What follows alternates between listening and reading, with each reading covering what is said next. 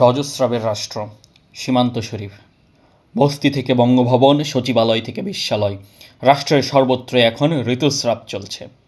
এখন সে কোনো ধর্মকর্ম করবে না, আইন কানুনের ধার ধারবে না। তার যে এখন ভীষণ মুড সুইংয়ের সময়।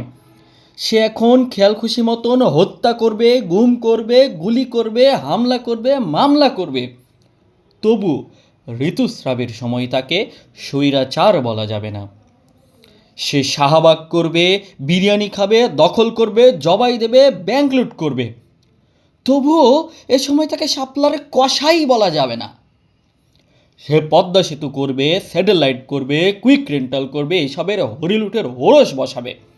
শ্রাবের সম্মানে তবুও টু শব্দটি করা যাবে না। ঋতুকালে নাকি সবাইকে রাষ্ট্রের সেবা দাস হতে হয়। সে ভোটার ছাড়া ভোট করবে, ম্যান্ডেট ছাড়া পার্লামেন্ট করবে, দিনের ভোট রাতে ভরবে, দল বেঁধে ধর্ষণ করবে, ঘরে ঘরে গোয়ান্তানামো বানাবে। তবুও মুড সুইংয়ের মৌসুমে মুখ ফসকেও তাকে ফ্যাসিস্ট বলা যাবে না। সে রিজার্ভ খাবে, বেগমপাড়া বানাবে, সুইচ ব্যাংকের শীর্ষ হবে, ব্যাংকগুলোকে দেউলিয়া করবে। তবুও ঋতুর ওয়াক্তে তাকে তস্কর বলা যাবে না। এই সময় তাকে শুধু আহ্লাদের উত্তাপ দিতে হয়। সে সিন্ডিকেট করবে, করের উপর কর বসাবে, বাজারে আগুন লাগাবে, ডাকাতির তোরে দুর্ভিক্ষ আনবে, জনজীবনকে বানাবে হাবিয়া দোজক। ঋতুবতী রাষ্ট্রের সাথে তবুও অসভ্যতা করা যাবে না।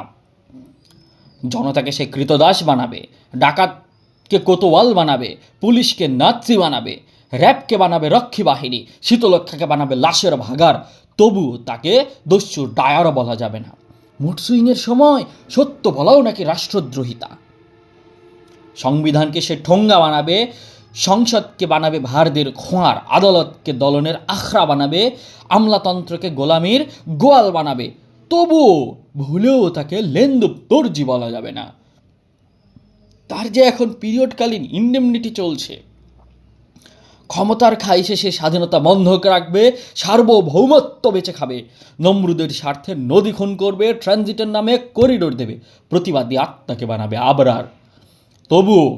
তবুও তাকে মীর জাফর বলা যাবে না। এখন যে তার রাজকীয় রজস্রাব চলছে। ক্ষমতার ঋতুতে রক্তের যেই স্রাব, ফ্যাসিবাদের শব্দকোষে তাই ঋতুস্রাব।